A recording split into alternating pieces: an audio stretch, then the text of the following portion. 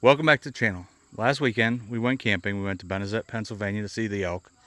And while we were at Parker Dam State Campground, I walked past this where the propane tanks are on the front, and I could smell propane. So my wife also walked past, and she could smell propane too. So I looked into it. This is a 2018. It's not super old, but so I took the cover off, and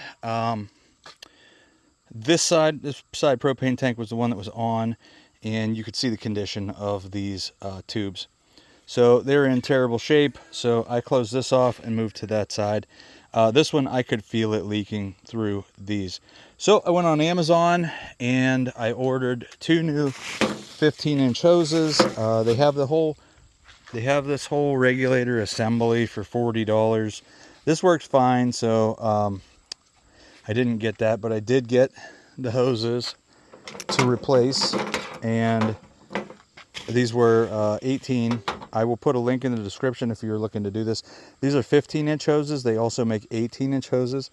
I believe the 18-inch hoses are possibly for, I don't know, 30-pound tanks or just to have more room.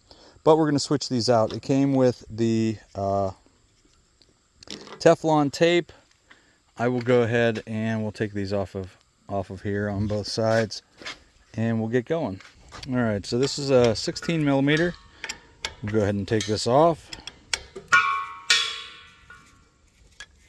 All right, on the new one, I'm going to go ahead and wrap this Teflon tape in a clockwise direction, and we'll go ahead and thread this on. This is a 14 millimeter now.